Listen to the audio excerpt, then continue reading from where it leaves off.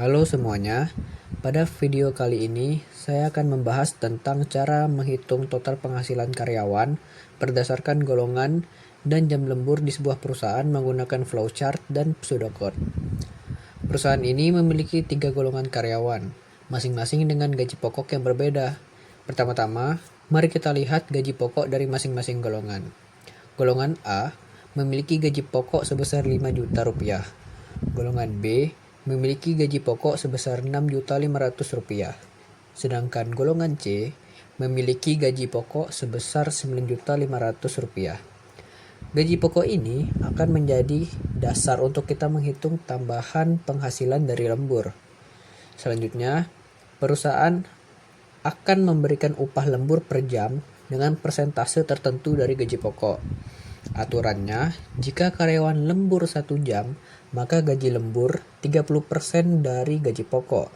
Jika lembur 2 jam, maka gaji lembur 32% dari gaji pokok.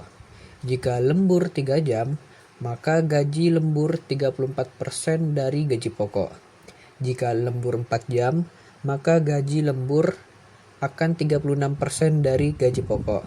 Dan jika lembur 5 jam atau lebih, maka gaji lembur akan 38% dari gaji pokok. Untuk menghitung proses ini, kita bisa menggunakan flowchart. Flowchart ini memiliki 2 input, yaitu golongan karyawan A, B, ataupun C, dan jumlah jam lembur. Kemudian, program atau alur kerja akan menentukan gaji pokok berdasarkan golongan, menghitung persentase lembur berdasarkan jam, lalu menjumlahkan keduanya untuk mendapatkan total penghasilan. Kita kasih contoh. Jika seorang karyawan dari golongan B lembur selama 3 jam, maka gaji pokoknya adalah 6.500.000 rupiah.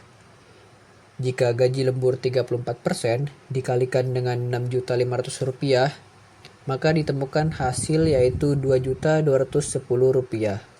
Jadi, total penghasilan yang didapatkan karyawan B adalah 6.500.000 rupiah ditambah dengan 2.210.000 rupiah. Maka didapatkan hasil gaji lembur totalnya adalah 8.710.000 rupiah.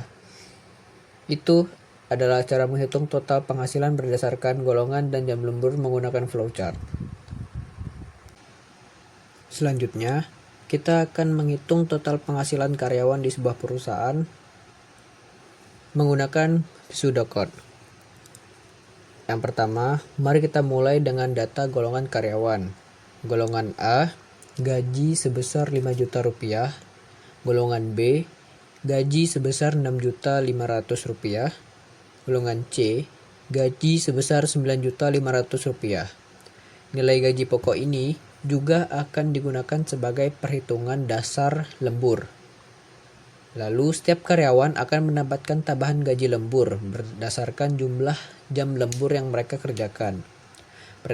Presentasi lembur dihitung dari gaji pokok dengan ketentuan sebagai berikut.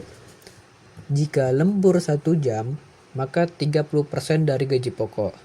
Lembur 2 jam, 32% dari gaji pokok.